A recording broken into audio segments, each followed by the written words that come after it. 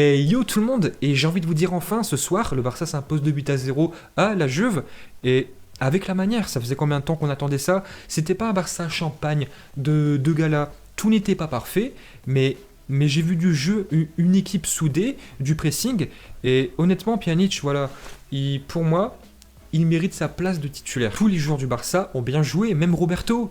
La terre va s'arrêter. Piqué a délivré une très grosse performance, hein. Il est resté à Barcelone, Bartomeu dans l'avion. Alors, c'était pas forcément une très grande Juve, une Juventus qui était en manque de Ronaldo, hein. Franchement, je pense que si Ronaldo avait été là, on serait resté, je pense, supérieur, mais on se serait mangé un but. Parce que les joueurs du Barça, voilà, on sait très bien comment ça se passe. Dès qu'on commence à se prendre un but, mentalement, ça commence à pêcher. Mais ce soir, tout n'était pas parfait. La finition n'était pas... Je suis désolé, c'était pas au rendez-vous. Je pense qu'on a tiré au moins 15 fois au but. On aurait dû marquer mais 3 buts de plus facilement. Ansu Fati qui a fait une bonne rentrée. M'a créé un AVC juste avant la fin de la rencontre. Ce soir, je pense que l'effet Bartomeu d'émission n'a pas tout changé forcément. Que ce soit Bartomeu, Laporta, Victor Font en tant que président, voilà, les joueurs, c'est les joueurs. C'est sur le terrain que ça se passe. Les choses comme ça, ça se passe en interne. Mais je pense vraiment qu'il y a eu une discussion interne entre les joueurs, que ça a un petit peu remobilisé les troupes, physiquement, mentalement, surtout mentalement, car c'est pas encore un grand Barça que je vois niveau mental. Mais ce soir, j'ai vu quelque chose de grandir.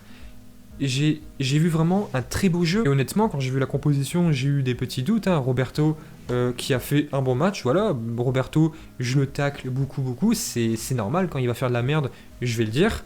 Et je me suis demandé pourquoi Dest n'était pas titulaire. Il n'a même pas joué une seule minute ce soir. Pedri à la place d'Ansu Fati, pareil, je me suis demandé pourquoi. J'ai checké un petit peu, j'ai pas vu qu'il y avait de blessures, hein. C'est un simple choix du coach qui s'est avéré payant. Et Pedri, franchement, mais quel joueur! Avant, on avait Pedro. Ce soir, on a Pedri. Donc forcément, j'ai pas envie de faire des comparaisons débiles. Pedro, c'était un joueur qui prenait vraiment la profondeur. Pedri, c'est plus un joueur axial. Mais dans son style de jeu à gauche, bah, en fait, c'est l'inverse de Dembélé. Dembélé, il va créer, on va beaucoup le voir, il va beaucoup tenter, beaucoup créer, pardon, avec beaucoup de déchets. Pedri, on le voyait beaucoup moins, mais ce qu'il faisait, c'était plus juste. Il éclaircissait le jeu. Ça, mais je pense aussi que Pjanic a eu beaucoup d'importance dans ce système-là. Physiquement, il était présent.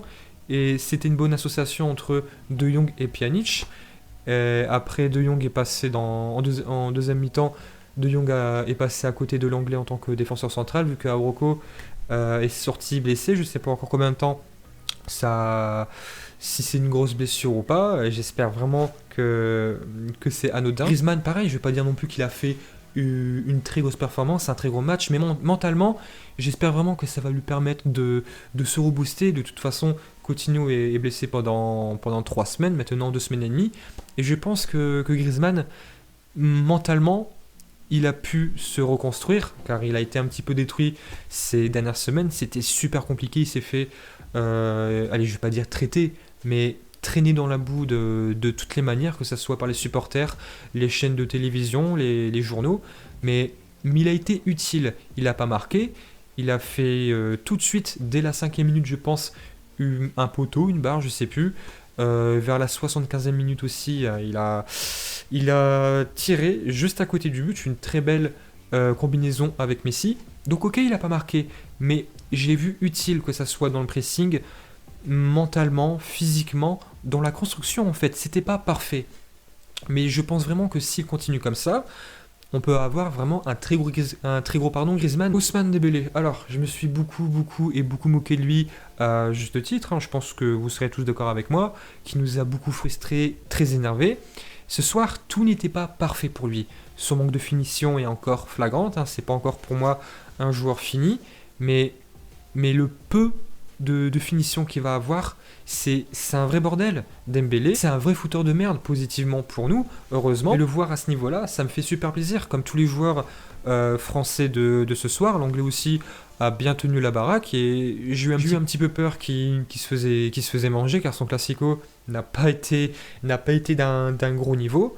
Mais honnêtement, Koeman, je vais pas dire non plus qu'il tient son équipe type, car Ansu Fati pour moi doit être titulaire à la place de Pedri. Voilà la question que je me pose ce soir, et que j'ai envie de vous poser aussi. Si le Barça était à un tel niveau ce soir, c'est par rapport à quoi? C'est par rapport au niveau des joueurs ou à la méforme de la Juve, car je suis désolé, ce soir la Juve a fait beaucoup de choses bien, mais voilà, c'était pas des gros turinois. On est vraiment très loin de la Juventus qui a été plusieurs fois arrivé en finale de C1. Après, c'est sûr que CR7 était absent, mais voilà. Après, je sais très bien, Morata a marqué 3 buts hors jeu. Alors, il y a beaucoup qui vont dire, ouais, la VAR a refusé les buts, mais les gars, il y a VAR, c'est tout. S'il y a hors-jeu, il y a hors-jeu, voilà, il n'y a pas de discussion possible. Je comprends, ça j'arrive pas à comprendre. Ce soir, moi je vous le dis, Pjanic, c'était un très gros niveau, il mérite sa place de titulaire, voilà. Je suis très content que Busquets n'avait pas commencé la rencontre. Honnêtement, si Busquets avait commencé à la place de Pjanic, je ne veux pas dire non plus qu'on se serait fait manger de tous les côtés, mais voilà, l'importance du Bosnien ce soir, on l'a clairement vu. Et je ne vais pas dire que tout a tourné autour de lui, forcément, quand tous les joueurs du Barça sont à ce niveau-là, tu peux pas tout remettre à un joueur. Moi, ce soir, ce qui m'a plutôt impressionné et sauté aux yeux, c'est qu'on a vu un Barça, dès la 5e minute, qui avait faim, voilà, un Barça tueur, un tueur dans la finition, car comme je l'ai dit, ça manquait encore beaucoup de finition et encore beaucoup de progrès à faire, mais je sentais un Barça tueur dans l'esprit, niveau mental et même physiquement, et ça, moi je vous le dis clairement, Pjanic, il a beaucoup apporté, pareil pour Araujo, j'espère que sa blessure ne va pas être de très grosse durée. De Jong aussi, première mi-temps, bon niveau, très moyen plus, bon niveau tout simplement. Deuxième mi-temps, l'Uruguayen est sorti, c'est lui qui a basculé avec l'Anglais pour le poste de défenseur central. Il a bien tenu, je suis assez surpris. Tous les joueurs du Barça et même Messi étaient vraiment très concentrés, très, très sereines et les voir à ce niveau-là, ça me fait super plaisir. Alors, on va pas s'enflammer, c'est que le début de la saison, Ligue des Champions, championnat aussi, on a beaucoup de mal. Maintenant, faudra enchaîner. Là, sur les 6 points Ligue des Champions, on en a 6, on a 7 points de différence. Et on va peut-être pouvoir se permettre de faire tourner pour la Ligue des Champions, car là, la priorité, ça va être un petit peu le championnat. On est vraiment en retard. Première mi-temps, je pense que le Barça avait 69% de possession de balle, et c'était pas une possession stérile. Le ballon circulait super bien, c'était beau. Voilà, le football, c'est simple. Le plus dur dans le football, en fait, c'est d'être simple.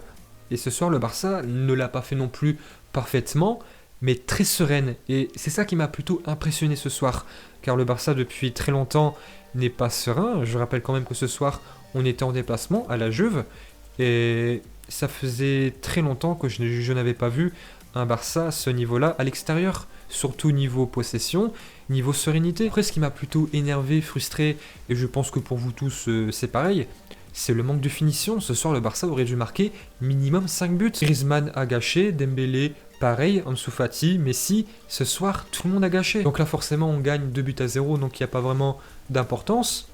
Mais une prestation pareille contre par exemple Liverpool, Bayern en Ligue des Champions, on peut très vite le regretter. Et honnêtement, en deuxième mi-temps, c'était encore le Barça qui avait possession, qui était dominateur. Mais la Juve a poussé et je me suis dit, ça y est, on va regretter, pardon. Ce soir, si Ronaldo avait pu jouer ce match-là et qu'il aurait marqué un but en première mi-temps, et surtout avant nous, j'aurais été curieux de voir comment le Barça aurait réagi mentalement. Et voilà, d'un côté, j'étais super content et je suis super content que Ronaldo n'a pas pu jouer ce match-là. Forcément, je suis pour le Barça, donc quand Ronaldo ne peut pas jouer, je suis content. C'est un très gros adversaire. Mais d'un autre côté, voilà, ça aurait été une bonne expérience, une bonne opposition, un vrai test pour le Barça, car Koeman a loupé beaucoup de tests en début de championnat, le Real, Séville, et même contre Getafe. Ça aurait été une bonne expérience. Ce soir, là où je suis plutôt ravi, c'est que malgré la finition, on gagne avec la manière, et même avec 2 buts. Et je préfère largement gagner 2 buts à 0 contre la Juve que gagner 5-1 contre une équipe hongroise. Et le Bosnien, grâce à son volume de jeu, je pense vraiment que De Jong et Eric Bush pourront se projeter parfaitement. Avec les ailiers qu'on a, Dembélé, Ansu Fati, et avec un Griezmann en tant que neuf comme ça, à ce niveau-là, malgré qu'il a pas marqué, on peut vraiment faire quelque chose de bien. Et après, je retiens aussi que Coutinho était blessé et j'avais beaucoup peur. Coutinho, avec Ansu Fati, c'était l'un des hommes forts de début de saison. J'étais assez inquiet et là, mes doutes se sont un petit peu dissipés. Pas forcément tout, il y a encore beaucoup de défauts. Mais je pense vraiment que Griezmann ce soir peut faire concurrence à Coutinho, pas sur les ailes, mais à Coutinho. Donc je sais que Coutinho va jouer en 10. Là c'était Messi qui était en 10 et Griezmann en tant que 9, au numéro 9. Mais même l'association Messi-Griezmann, j'ai trouvé bonne. Tous les duos étaient bons. Tout le monde était complémentaire. Et ça, c'est ce qui m'a plutôt impressionné. Impressionné forcément, car je suis plus habitué. Je rappelle que samedi dernier, on s'est fait manger par le Real. Ok, il aurait peut-être pas dû avoir penalty avec la VAR, mais dans tous les domaines, on s'est fait manger. Piqué était présent contre le Real, Busquets aussi, on s'est fait manger physiquement. Et là, avec Araujo à la place de Piqué et Pjanic à la place de Jong, physiquement, il y avait vraiment une très grande importance, un très gros progrès. Et je pense vraiment que Koeman doit se baser sur ça, sur les prochains matchs, sur toute la saison. Donc voilà, les dernières 24 heures se sont plutôt bien passées pour nous. L'autre con qui a démissionné, le Barça qui s'impose avec la manière, c'est vraiment jouissif. Mais voilà, on va pas s'enflammer. La saison va être très longue. Il peut encore se passer beaucoup de choses. Mais voilà, là vraiment, je suis confiant. Si vraiment, dès ce week-end, on arrive à redélivrer une prestation de cette classe-là, on peut vraiment faire quelque chose de bien dans toutes les compétitions. Et voilà. Et sur ce, yo tout le monde.